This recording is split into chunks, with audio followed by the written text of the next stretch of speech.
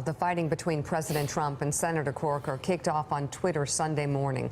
President Trump began tweeting about the senator who recently announced he would not seek a third term in 2018. Quote, Senator Bob Corker begged me to endorse him for re-election in Tennessee. I said no. Just stop. That was false. The first thing was false. The president lies repeatedly. This sounds like we are his invitation of you to have dinner with him when he lied about that. So first sentence is a lie. Yeah. Corker did not ask for his endorsement.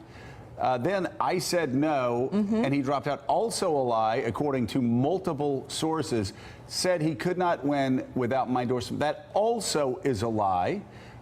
He also wanted to be Secretary of State. I know for a fact that was a lie because I was calling Bob Corker and begging him to be Secretary of State.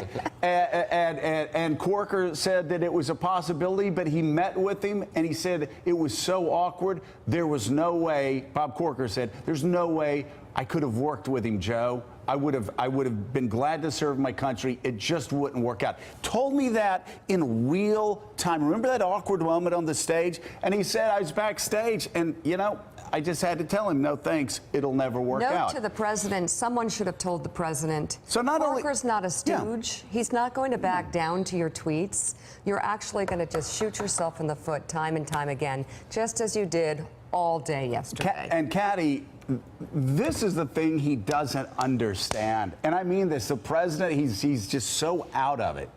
He does not understand that if you attack Bob Corker, a guy who started a business on his own, became unbelievably successful in his 30s, has always been a success. A mayor, you know, a two-term senator, you attack this guy, he's not scared of the president. And he's got nothing to lose. The damage that Donald Trump did additionally to his presidency yesterday is unspeakable. He also, guess what? He's lost a vote on tax reform. He's lost a vote on just about anything. If impeachment does come up, I wouldn't be surprised if I'm Bob seeing the Corker hashtag 25th Amendment now. If Bob Corker and John McCain and Susan Collins and Lisa Murkowski and Jeff Flake and all of these Republicans that he's going after, if he's, again, not sealing his own fate. And hopefully there's one or two Republicans out there that I haven't mentioned who said, you know what? This is just too dangerous for our country. I really don't think this man is stable, and I do not think he's fit. And I think we need to start talking about other alternatives. All that unleashed by Donald Trump. And, you know, it's interesting. Donald Trump repeatedly seems to see the administration as just Donald Trump. He doesn't understand this concept of the idea that his success depends on more than just himself, whether it's Rex Tillerson, whether it's John McCain, whether it's Bob Corker, that he has to keep, whether it's even the mayor of San Juan, you know, doing her job down in Puerto Rico. He sees it very much as himself and a reflection of himself. And I think that is why he gets into this position of alienating other people and thinking that there aren't going to be consequences. I don't know whether Bob Corker was saying that Donald Trump is fit mentally or not to be president of the United States, but he's certainly in that interview with the Sunday Times calling into question his fitness. You know, the prospect that there could be World War III, the fact that he lies on Twitter, that he runs the presidency like a television show and that the staff are trying to contain him. That is an image of somebody who he doesn't think is fit to be running the White House. And whether also, or not it's a mental definition or not, I don't know, but it certainly calls into question his fitness. He also, Caddy, suggests that Donald Trump does not understand the reality that spins out of control after some of his tweets. And, Nick, the Republicans have been warned. They've been warned so many times. I mean, they were, again, I'll go back to that early August show with General Hayden here, where we warned Republicans about Donald Trump asking one of the top foreign policy advisors in America 3 times if he could use nuclear weapons. And why couldn't? We've got nuclear weapons. Why don't we use them? He said basically the same thing with Chris Matthews on Hardball before that. We warned him outright. There are dire consequences for electing. And these Republican senators, Bob Corker said, they know. They see it behind the scenes. He's not fit to be president, and we're in the middle of a nuclear showdown. After 3 million people die in Seattle, that's too late for the Republicans to say, well, you know what, maybe he's not fit to be president. Right. Well, look, just compare Pence and Corker in this last couple of days.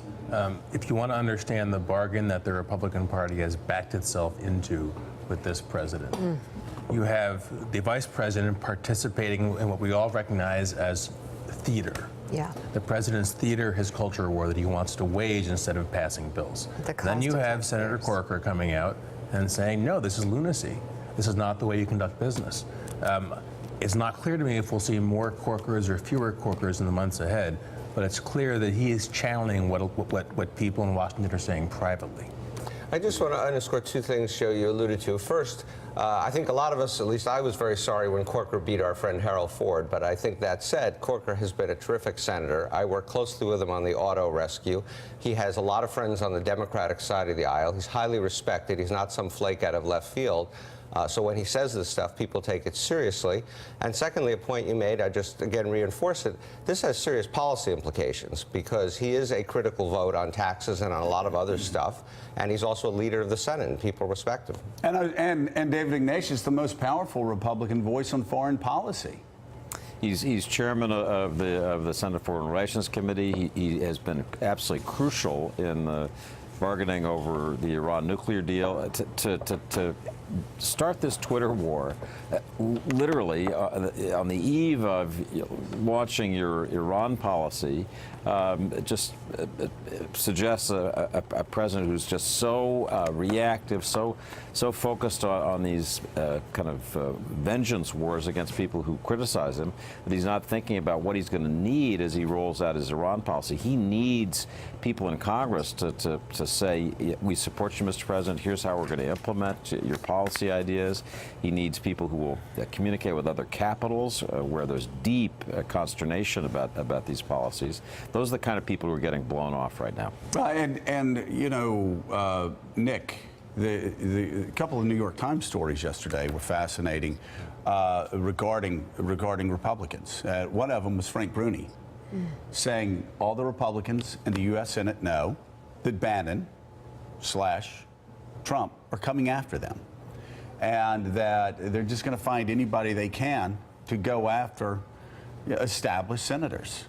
And so Donald Trump really, at some point, is going to turn more than just 4 or 5 or 6 Republican senators against him. Like, he's turning this into an all-out war with the Republican Party. And I don't know what it means. Maybe it means he's just decided he doesn't want to pass legislation. He just wants to do PR stunts to gin up his 32%. You know, I have to say, I think the primary challenges are a different, example here, right? It's clear that the Bannon and the forces behind Bannon, who are to some extent the forces behind the president, are trying to reshape the party in his image. They want to be more like President Trump, not less. I think that's a legitimate struggle over what it means to be a Republican. Yeah. It's going to be a pitched battle. But yes, it's going to cost them support. It's going to distract them from what the president says he wants to do. You know, tax reform is one of the hardest things to do in Washington. It just got harder. You need everybody pulling in the same direction for like a year to get that done.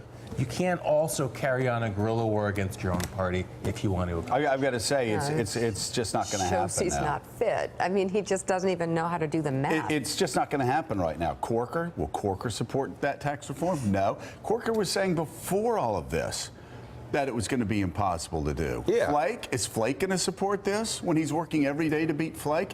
Is he going to give him benefit of the doubt on some really bad elements in this tax policy? No. It's not going to happen. No, and also there's a lot of pushback now on the state and local tax deduction elimination, which was the principal source of revenue for the tax bill, and so it's got policy problems as well as political problems. All right. All right, still ahead on Morning Joe. With a wink and a nod, President Trump plays with the prospect of nuclear war. We'll show you what he said and didn't say about North Korea. Plus, the president defends his outreach to Puerto Rico. Oh my God. Why he's blaming the media for not giving proper due to the, quote, beautiful, soft, and very good towels he tossed out to hurricane victims. We'll speak live with Puerto Rico's governor.